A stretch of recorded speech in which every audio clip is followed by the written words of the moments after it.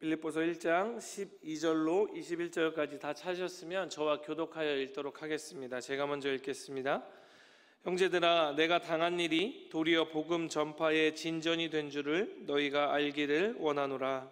이러므로 나의 매임이 그리스도 안에서 모든 시위대 안과 그 밖의 모든 사람에게 나타났으니 형제 중 다수가 나의 매임으로 말미암아 주 안에서 신뢰함으로 겁없이 하나님의 말씀을 더욱 담대히 전하게 되었느니라. 어떤 이들은 투기와 분쟁으로 어떤 이들은 착한 뜻으로 그리스도를 전파하나니 이들은 내가 복음을 변증하기 위하여 세우심을 받은 줄 알고 사랑으로 하나 그들은 나의 매임에 괴로움을 더하게 할 줄로 생각하여 순수하지 못하게 다툼으로 그리스도를 전파하느니라. 그러면 무엇이냐? 거칠애로 하나 참으로 하나 무슨 방도로 하든지 전파되는 것은 그리스도니 이로써 나는 기뻐하고 또한 기뻐하리라.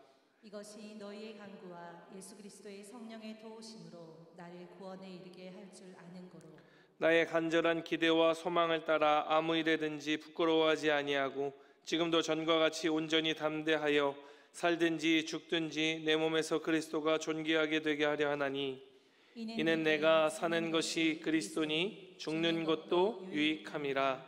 아멘. 이 시간 하나님의 주권을 인정할 때라는 제목을 가지고 함께 말씀 나누는 귀한 시간 되기를 소망합니다. 우리 옆에 분들과 잠시 인사 나누겠습니다. 잘 오셨습니다. 여러분들, 저는 개인적으로 아주 쓸쓸한 한 주를 보내고 있습니다. 왜 그런지 아셔요? 목사님들이 다 세미나 가셨어요. 어제도 혼자이고 오늘도 혼자 있습니다. 여러분, 그래도 이렇게 귀하게 예배로 모일 수 있는 주님의 은혜 가운데 우리가 모였으니 주님께서 예배하여 주신 풍성한 은혜 누리고 돌아가는 귀한 시간 되기를 주님의 이름으로 축복합니다. 리처드 바크라는 사람이 쓴 소설 가운데 갈매기의 꿈이라고 하는 책이 있습니다. 이 책에 보면 가장 높이 나는 새가 가장 멀리 본다라는 문구가 있지요. 말 그대로 멀리 보고 더 크게 보기 위해서는 어떻게 해야 되는 거예요? 높이 날아야 된다라는 것입니다. 저는 담임 목사님께서 설교 가운데 말씀하신 적이 있습니다만 사패산이나 수락산만 올라도 의정부가 한눈에 다 들여다볼 수 있어요. 왜? 높은 곳에 올라가니까. 제가 얼마 전에 한 가정의 신방을 갔는데 아파트 31층인가 사시더라고요. 여러분, 그 정도만 올라가도 굉장히 높았습니다. 그러니까 우리가 평상시에 지낼 때에는 볼 수 없는 시선으로 세상을 바라볼 수 있게 된다라는 것이죠. 여러분, 우리가 하나님의 말씀을 읽을 때도 이러한 관점과 시선이 좀 필요한 것 같습니다. 이성적인 접근과 또한 더불어서 감성적인 접근 모두가 필요한 것이지요. 이러한 시선과 관점으로 말씀을 접할 때에 풍부한 이해가 가능한 것이며 그 말씀을 통해 깨닫는 진리가 더욱더 우리의 삶을 이끌어 나가게 되는 역사를 경험하게 됩니다. 예를 들어 설명하면 이런 것입니다. 창세기에 기록된 아브라함의 사건을 한번 떠올려 보시죠. 아브라함이 이삭을 바치는 사건이요. 우리가 그 말씀을 읽어 내려갈 때면 그래, 아브라함이 순종하는 사건이지라고 이렇게만 받아들이면 여러분, 그 은혜가 그렇게 크지 않을 수 있습니다. 풍부한 이해를 가지고 오기가 어렵다는 것이죠. 그렇지만 우리가 아브라함의 마음으로 그 성경을 읽어 내려갈 때요, 그러니까 이성적인 접근과 감성적인 접근으로서 조금 더 풍부한 시선으로 성경을 바라볼 때, 어떻게 하나님께서 나의 아들을 바치라고 하실 수 있지? 그러한 심정을 가지고 그렇게 믿음의 발걸음을 나아가는 아브라함의 심령을 이해하기 시작할 때 하나님께서 주시는 은혜가 있고, 또 더 나아가서 하나님께서 자신을 사랑하는 아들을 우리에게 내어주신 그 사랑과 은혜까지도 경험하게 될 수 있다는 것이죠. 여러분, 그래서 어느 목사님께서는 설교 말씀 가운데에 우리가 말씀을 볼 때면 하나님의 표정을 읽어낼 수 있어야 된다라는 표현을 하시더라고요. 하나님의 표정, 하나님의 마음, 하나님의 시선으로 성경을 바라볼 때에 더 풍부한 이해가 있을 수 있다는 것입니다. 오늘 우리가 빌립보서를 함께 나눌 때에 높은 시선으로 바라보고 더욱더 풍부한 이해 속에서 말씀이 주는 귀한 은혜를 누리는 시간이 되기를 소망합니다. 여러분, 빌립보서는 잘 아시는 것처럼 4권의 옥중서신 가운데 하나입니다. 사도 바울이 옥에 갇혀 있을 때 썼던 그러한 서신서라는 것이죠. 사실 빌립보 교회와 사도 바울의 관계는 굉장히 친밀했습니다. 잘 아시는 것처럼 사도행전 16장에 보면 사도 바울의 전도 여행 과정 가운데 굉장히 독특한 경험을 하게 되는데, 여러분 잘 아시는 마게도냐의 환상을 보게 돼요. 원래 자신은 아시아로 가고 싶었는데 어느 날 밤 가운데 환상을 하나님께서 보게 하셔서 마게도냐 사람이 어서 빨리 와서 우리를 도우라고, 이러한 환상을 본 뒤에야 그가 마게도냐로 가게 되는데, 그 마게도냐의 첫 성읍이 바로 빌립보입니다. 그러니까 내 생각과 내 원하는 것들을 모두 내려놓고 성령님의 인도하심을 따라 빌립보로 가서 사람들에게 복음을 전하고 세운 교회가 바로 빌립보 교회라는 것이죠. 빌립보 교회는 사도 바울의 복음 전하는 사역에 굉장히 든든한 동역자가 되어 주었습니다. 물심양면으로 사도 바울을 지원하였고 또 그를 위해서 중보하기도 했었던, 그러니까 진정한 동역자가 바로 빌립보 교회였던 것이죠. 그렇게 빌립보를 떠나고 나서 몇 년이 지난 뒤에 옥에 갇히게 되고 나서 사도 바울이 그들을 향한 한 서신서를, 그러니까 편지를 쓰게 됩니다. 우리가 함께 읽은 이 1장의 말씀 가운데 1절부터 11절까지는 인사말이에요. 그러니까 너희들 잘 지냈니? 하나님께서 너희와 함께 하시기를 원한다. 이런 인사말들이 등장하고 있고, 이제 12절부터 사도 바울이 이 교인들에게 진정으로 하고 싶었던 말이 등장하고 있습니다. 우리 다 같이 12절 말씀, 1장 12절 말씀 함께 읽어보도록 하겠습니다. 시작. 형제들아, 내가 당한 일이 도리어 복음 전파에 진전이 된 줄을 너희가 알기를 원하노라. 아멘. 여러분, 이 말씀 12절 말씀 한 절 가운데 오늘 나누고자 하는 모든 것들이 다 담겨져 있어요. 사도 바울은 빌립보 교인들을 향하여서 내가 당한 일, 여러분 당한 일이 뭐예요? 그가 지금 어디에 있다고요? 옥에 갇혀 있다고요. 내가 옥에 갇혀서 그렇게 환난과 핍박을 당하는 일이 오히려 복음 전파에 진전이 된 줄을 너희가 깨달았으면 좋겠다라고 이야기하고 있는 것이죠. 여러분, 이해하기가 사실 무척이나 어려운 말입니다. 옥에 갇히게 된 것이 어떻게 진전이 된다는 말입니까? 발전이나 번영이 있으려면 여러분 무언가 닮고 싶은 좋은 모범의 모습을 가지고 있거나, 아니면 괄목할 만한 무언가를 이루어서 확실한 방법을 제시해 주어야만 하는데, 옥에 갇힌 것, 매맞고 사람들에게 모욕을 당하고 옥에 갇히게 된 것이 어떻게 복음 전파의 진전을 이룰 수 있다는 말입니까? 여러분, 여기서 진전이라는 말은 그저 발전된 상태를 가리키는 단순한 말이 아닙니다. 이 말은 로마 군대에서 사용되어졌던 헬라어인데요, 정확한 의미는 길을 닦다, 전진해 나아가다라는 의미를 가지고 있습니다. 여러분, 로마가 당시에 세계를 제패하였는데요, 세계를 제패할 때 아주 중요했던 전략 2가지가 있었는데, 하나는 무기로서 사용되었던 전차라는 거예요. 수레바퀴를 끌고 그 위에다가 아주 강력한 화력을 가진 무기와 사람들로 전쟁에 나와서 이 상대편을 휘젓기 시작하였었습니다. 그래서 상대 군대는 이 로마 전차를 만나기만 하면 도망가기에 급급했다라고 이야기할 정도로 로마가 세계를 제패하는 데 있어서 아주 중요한 역할을 감당했던 무기가 바로 전차입니다. 그리고 이 전차를 10분 활용하기 위하여서 로마는 도로, 즉 길을 내는데 굉장히 열심을 내었습니다. 모든 길은 로마로 통한다라는 말이 있을 정도로 로마 시대에 굉장히 많이 이 도로 사업에 심혈을 기울였습니다. 지금도 로마에 가면은 이 로마 시대 때 활용되었던 도로와 하수도를 여전히 사용하고 있는 곳도 있다고 할 정도니까 굉장히 많은 심혈을 기울였던 것 같아요. 전차가 바퀴를 가지고 있는 것이니까 바퀴로 이동해야 되니까 이동을 잘 하기 위하여서, 그리고 물자를 운송하기 위하여서, 정복한 도시를 잘 다스리기 위하여서 도로를 정비하고 닦는 일에 무척이나 많이 애를 썼던 것이죠. 바로 그 도로를 닦는 일을 쓸 때 이 진전이란 표현을 썼습니다. 그러니까 이 단어가 여러분 스케일이 작은 단어가 아니에요. 굉장히 큰 내용을 포함하고 있는 단어입니다. 그런데 사도는 이야기하기를 내가 당한 일이 복음 전파에 진전을 이루었다. 너희들이 이거를 좀 깨달았으면 좋겠다라고 이야기를 하고 있는 것이죠. 여러분, 제가 예전에 교육전도사 시절에 중고등학생들을 담당할 때 남자애 하나가 있었는데요.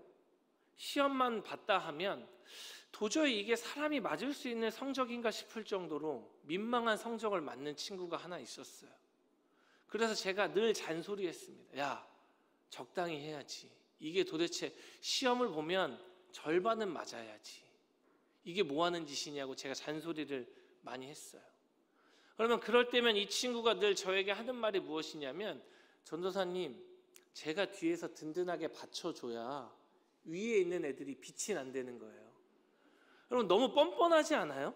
허무맹랑한 이야기죠. 누가 자기 보고 뒤에서 받쳐주라고 부탁을 하기로 했어요? 아니면 그런 미션을 주기로 했어요? 자기가 공부를 안 해서 뒤에 있으면서 내가 뒤에서 받쳐줘야 위에 애들이 빛나는 거라고 무척 뻔뻔하게 이야기하더라고요. 여러분, 어찌 보면 사도 바울의 이야기가 그렇게 들릴 수도 있어요. 매맞고 핍박을 당하고 옥에 갇힌 것이 어떻게 복음의 진전을 이룰 수 있단 말입니까? 무척이나 뻔뻔하게 들리는 것 같기도 하고 허무맹랑해 보이기도 합니다. 그러나 사랑하는 성도 여러분, 바울의 이러한 고백, 이러한 가르침은 하나님의 주권을 바르게 깨달은 사람이 할 수 있는 고백이고, 한 사람의 인생을 내 시선에 국한되어서 바라보는 것이 아니라 하나님의 시선으로, 하나님의 표정으로 읽어낼 수 있는 사람만이 할 수 있는 고백인 줄로 믿습니다. 여러분, 어떻게 사도 바울이 복음을 전하다가 옥에 갇혔는데 복음 전파의 진전을 이룰 수 있었다라고 말할 수 있었는가? 오늘 본문 13절을 보면 이렇게 표현하고 있습니다. 이러므로 나의 매임이 그리스도 안에서 모든 시위대 안과 그 밖의 모든 사람에게 나타났으니라고 기록하고 있죠. 여기서 보면 나의 매임이 그리스도 안에서 모든 시위대 안과 밖에 나타났대요.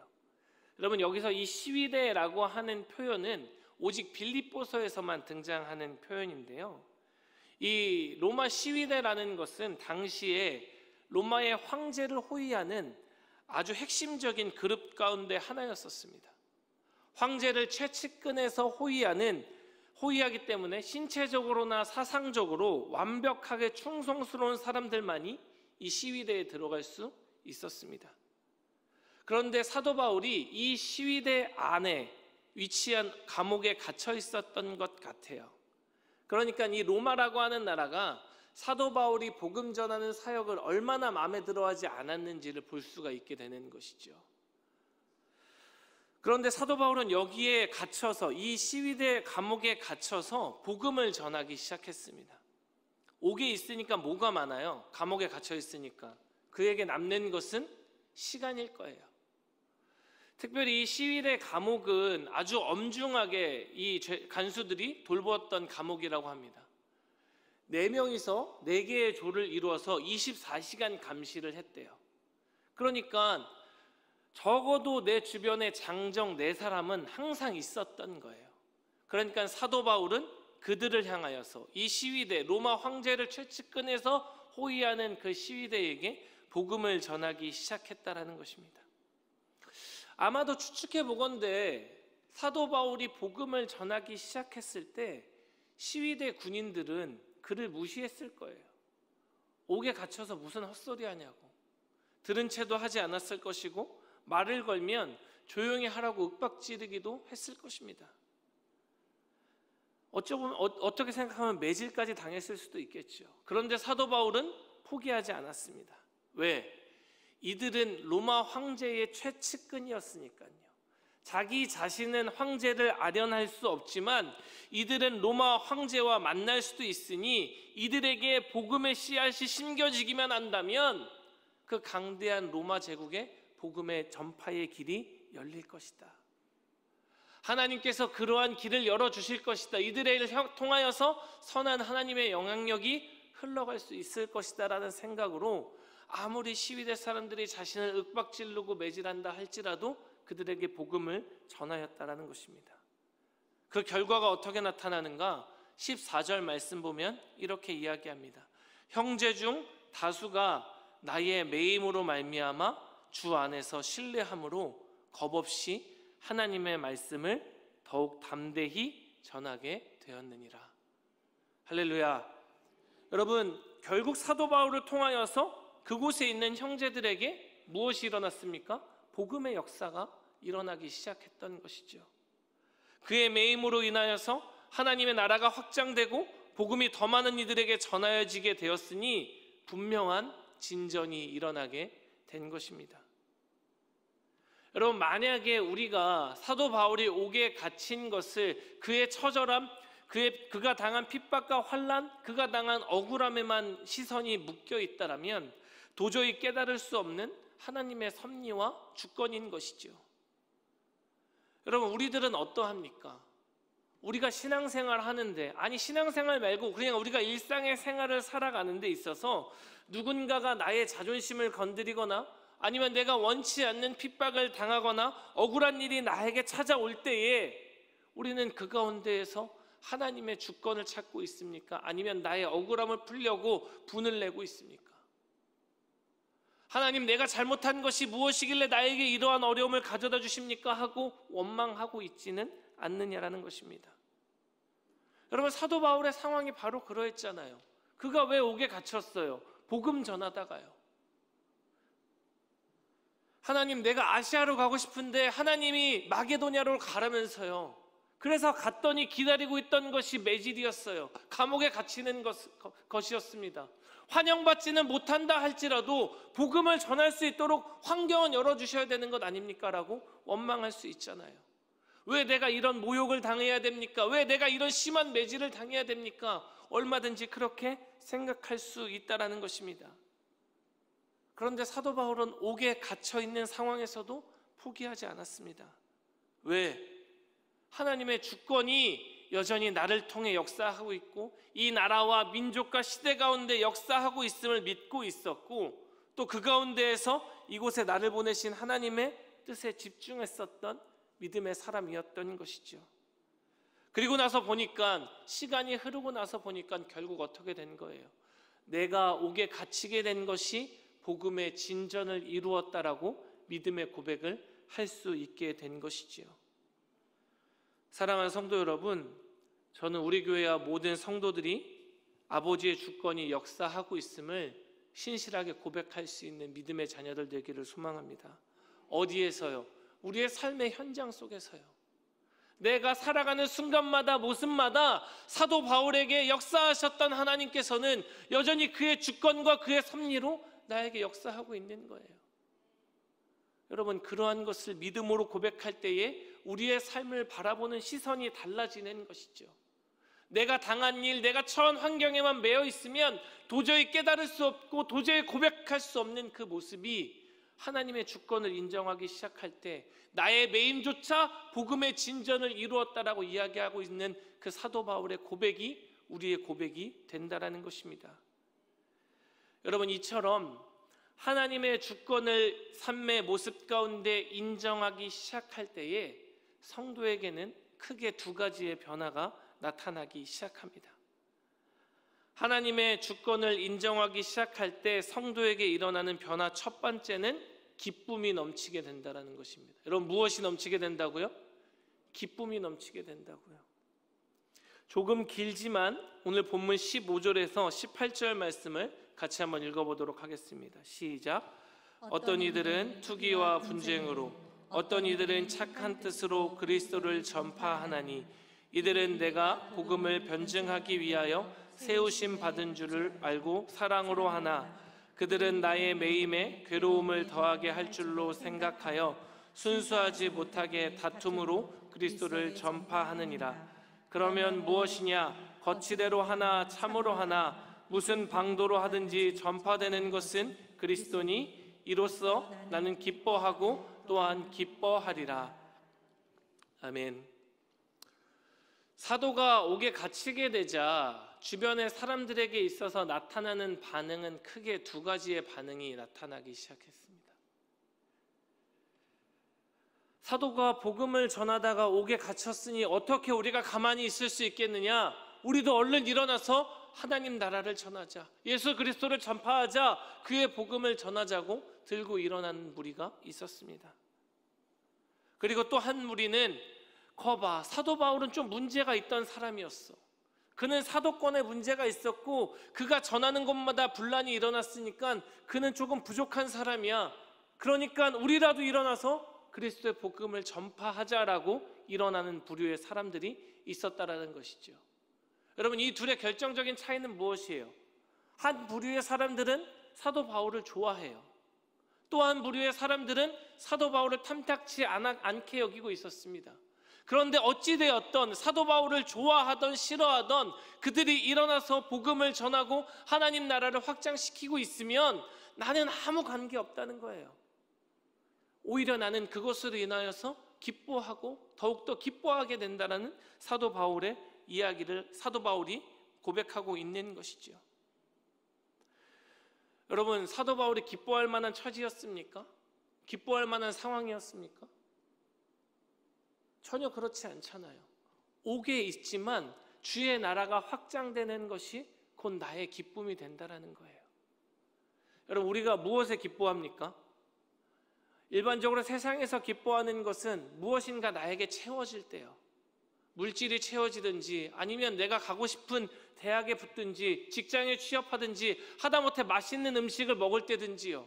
무언가 내 안에 들어올 때 우리는 기쁨을 느껴요. 나에게 충족되어지는 그 무엇인가로 인하여서. 그런데 이제 사도 바울은 그러한 것들이 아니라 복음이 전하여지는 것이, 나를 좋아하나 나를 싫어하나 그것은 상관없고 오직 예수 그리스도가 전파되어지는 것이 우리에게 기쁨이 된다라는 것이죠. 여러분, 이 말은, 그러니까 사도 바울을 좋아하든지 싫어하든지 상관없다라는 이 말은 우리말로 표현하면 어디로 가든지 뭐 서울만 가면 되니까 상관없다라는 표현이 아니라 각 교회와 성도들이 가지고 있는 생각과 처한 환경은 다르지만 복음을 위해 열심을 낸다라면 그것이 곧 하나님과 우리의 기쁨이 된다라는 고백이 되는 것이죠. 그럼 오늘날도 교회마다 강조하고 있는 사역의 모습은 조금씩 다를 수 있습니다. 그럼 우리 교회가 무슨 교회예요? 질문이 어렵습니까? 우리 교회 이름이 뭐예요? 열방교회예요. 주를 알고 주를 알리는 일에 힘을 쓰고 있습니다. 전도와 선교하는 사역에 무엇보다 가장 초점을 맞추고 사역하고 있지요. 물론 교육도 구제도 봉사도 하고 있습니다만 교회의 정체성을 전도와 선교에 두고 있다는 거예요. 그런데 어느 교회는 또 무엇에 열을 내요? 봉사하고 구제하는 일에 교회가 성도들이 힘을 쓰기도 합니다. 또 어떤 교회들은 교육의 다음 세대를 세우는 일에 열심을 내기도 해요. 어떠한 초점, 어떠한 환경, 어떠한 처지든지 간에 그리스도를 전하고 복음을 전파한 일에 힘을 쓰면 교회로서 건강하게 주님의 이름을 높이는 거예요. 사도 바울도 마찬가지인 것이죠.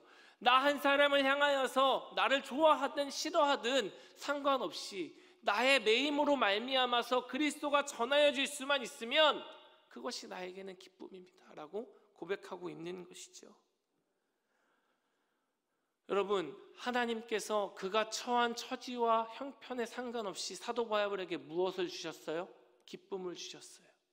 차디찬 옥에 있다 할지라도 세상은 세상의 것들로 나를 채울 때에 누리는 기쁨이지만 그것이 아니라 오히려 아버지께서 그의 나라가 확장됨으로 말미암아 성도에게 세상이 느낄 수 없는 기쁨을 채워주셨다는 것입니다. 사랑하는 성도 여러분, 하나님께서는 이렇게 역사하시더라고요. 악한 것을 선하게 바꾸어 주시고 슬프고 억울한 일도 기쁜 것으로 바꾸어 주시는 하나님인 줄로 믿습니다. 성도의 기쁨은 내가 가진 것으로 내 형편과 처지로 인하여 기뻐하는 것이 아니라 하나님의 역사가 내 삶에 살아있음을 경험할 때 우리에게 진정한 기쁨이 다가오는 것입니다. 그래서 사도 바울은 비록 옥에 갇혀 있으나 기뻐하게 된다라고 말하고 있는 것이죠. 그래서 빌립보서 4장에 가면 사도 바울은 기뻐하라고 우리들에게도 여전히 명령하고 있는 것입니다. 사랑하는 성도 여러분, 주님이 주시는 기쁨을 사모하는 우리 모든 열방의 성도들 되시기를 주님의 이름으로 축복합니다. 하나님의 주권을 인정하기 시작할 때 성도에게 나타나는 두 번째 변화는 삶의 목적이 달라진 인생을 살아가게 된다는 것입니다. 오늘 본문 20절, 21절 말씀을 같이 한번 읽어보도록 하겠습니다. 본문 20절과 21절입니다. 시작. 나의 간절한 기대와 소망을 따라 아무 일에든지 부끄러워하지 아니하고 지금도 전과 같이 온전히 담대하여 살든지 죽든지 내 몸에서 그리스도가 존귀하게 되게 하려 하나니 이는 내가 사는 것이 그리스도니 죽는 것도 유익함이라. 여러분 아멘이십니까? 살든지 죽든지 누구를 위해서 살아가게 되는 것입니까? 그리스도를 위해서 살아가게 되는 거예요. 아, 하나님의 주권이 나의 삶을 이끌어가고 있구나.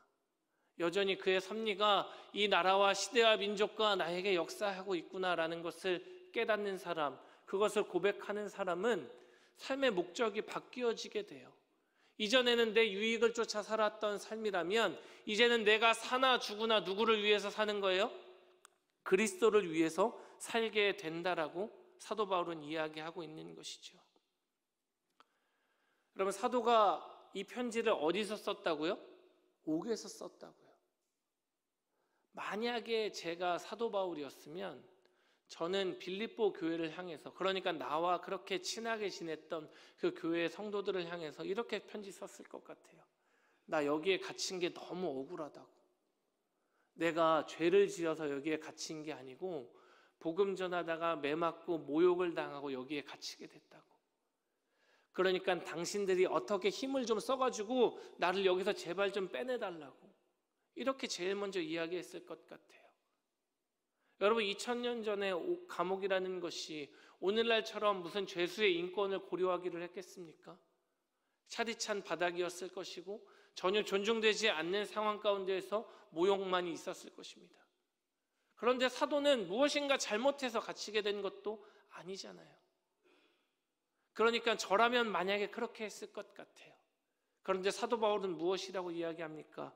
내가 사는 것이 그리스도니 내가 죽는 것도 유익함이다 라고 고백하고 있는 것입니다. 여러분, 이것이 성도의 인생인 줄로 믿습니다. 여러분, 사나 죽으나 우리는 누구의 것입니까? 주님의 것입니다. 세상의 사람들은 어떻게 살아가요? 세상에 매인 채 살아가요. 더 많이 가져야 되고 더 많이 누려야 되고 내가 조금이라도 남들보다 위에 있는 것이 나의 기쁨이고 그것을 위해서 살아가게 된다고요. 여러분, 우리도 이전에 예수를 알지 못할 때는 그렇게 살아갔어요. 세상의 것들에 얽매여서요. 그런데 이제 예수를 알게 된 이후에 하나님의 주권이 나에게 여전히 역사하고 있음을 믿고 고백하게 될 때에 우리는 누구를 위해서 살아가게 되는 것입니까? 그리스도를 위해서 살아가게 되는 것입니다. 그래서 성도의 가치관은 내가 아니라 그리스도로 변화되어지는 것이죠. 여러분, 제가 예전에도 말씀드린 기억이 있습니다만 한 권사님께서 자신의 인생을 이렇게 설명하신 적이 있으세요. 자기가 어릴 때 옛날에 우리나라에는 화장실이 마을의 공동 화장실 같은 거를 사용했던 시기가 분명히 있었죠. 그러니까 자기 소원이 자기 집에 화장실이 있었으면 좋겠다라는 생각으로 어릴 때 살았대요. 그래서 조금 크고 나서 집에 화장실이 생긴 집으로 이사를 갔대요. 그런데 화장실이 꼭 집 안에 있는 게 아니라 예전엔 집 밖에, 그러니까 문 밖에 있던 시절이 있잖아요. 겨울에 너무 추운 거예요. 그래서 집 안에 화장실이 들어왔으면 좋겠다라는 생각을 했대요. 그래서 시간이 조금 더 지나서 보니까 화장실이 집 안에 있는 집으로 이사를 가서 너무 좋았대요. 그런데 다른 집을 보니까 집 안에 화장실이 2개더래요. 아, 그래서 나도 화장실이 2개인 집 갔으면 좋겠다라고 생각해서 또 돈을 열심히 벌어서 화장실 2개인 집에 갔대요. 근데 여러분, 요즘에 큰 집들은 3개인 집도 있더래요. 내 목표는 이제 문 거예요. 화장실 3개인 집이 된 거예요. 그러면서 이 권사님이 하시는 말씀이 나는 일평생 화장실에 매여서 살았다고. 여러분 생각해 보면 우리도 알게 모르게 이렇게 살아가고 있어요.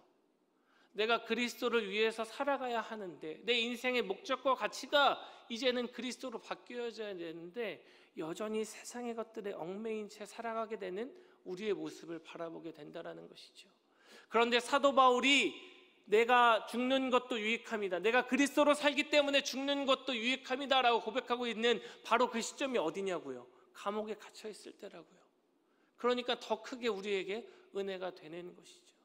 만약에 내가 호의호식하면서 아이고 내가 예수님 때문에 살아갑니다, 그렇게 하면 뭔가 와닿지 않을 수 있는데 가장 처절하고 가장 매맞고 가장 환난 가운데 가장 핍박 가운데 있던 바로 그때에 시위대 안에 감옥에 갇혀서도 나는 그리스도로 살아가고 있습니다라고 사도 바울은 고백하고 있는 것입니다.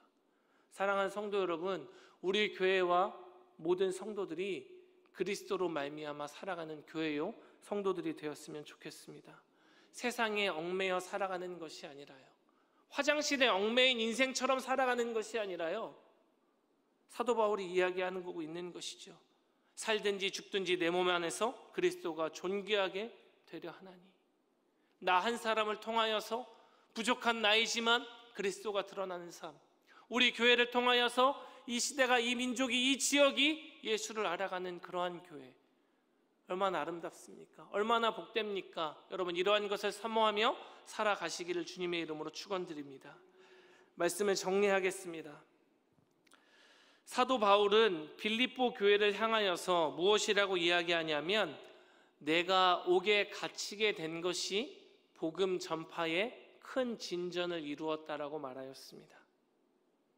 마치 로마가 세계를 정복하기 위하여서 수송을 위하여서 길을 닦았던 것처럼 하나님 나라를 위한 큰 발걸음을 내딛게 되었다라고 말하였죠. 우리가 가진 상식으로는 이해되지 않을 수 있습니다. 옥에 갇힌 것이 어떻게 진전을 이룬 것인가라는 의문이 들 수 있습니다. 그러나 그 안에서도 여전히 하나님의 주권을 고백하였고 믿음을 고백하였고 나를 통해 역사하시는 하나님을 믿음으로 고백하였던 사도 바울이기에 시위대 안에서도 복음을 전하였고 전하여진 복음으로 말미암아 사람들에게 더욱더 하나님 나라가 확장되는 것을 경험하였습니다. 세상의 기준으로 무엇인가 그는 괄목할 만한 성과를 이루었던 것도 아니고 누가 보더라도 감탄할 수밖에 없는 위치와 업적을 쌓았던 것도 아니었습니다. 오히려 억울하게 옥에 갇히는 것이었었습니다. 그런데 어떻게 복음의 진전을 이룬 것입니까? 그가 하나님의 주권을 인정할 때였습니다. 우리는 이해할 수 없지만 하나님께서는 사도 바울을 그 비참함 속에 두셨습니다. 하지만 바울은 그 안에서 시위대에게 복음을 전하였고 그 모습을 통하여 다른 사람들이 각자의 모습 속에서 복음의 열정을 불태웠습니다.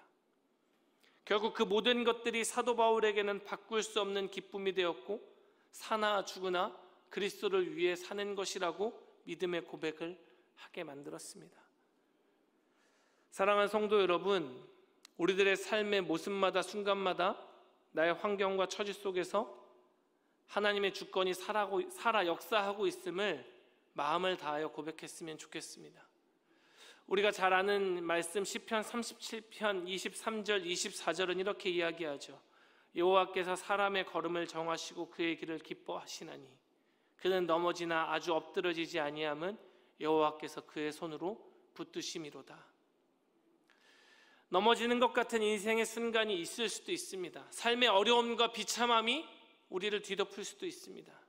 차디찬 옥에 갇혔던 바울처럼 매맞고 모질게 굴욕을 당했었던 그의 모습처럼 어려움은 있지만 여호와의 손이, 하나님의 주권이, 그의 섭리가 우리를 붙들고 있는 줄로 믿습니다.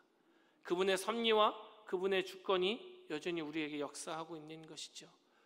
우리가 그것을 믿음으로 고백할 때에 우리는 환경에 상관없이 기뻐할 수 있고 나를 위하여 사는 삶이 아니라 그리스도를 위하여 사는 삶을 살아낼 수 있을 줄로 믿습니다. 그렇게 주님을 기쁘시게 하는 진전을 이루는 우리 열방교회가 되어지기를 주님의 이름으로 축원드립니다.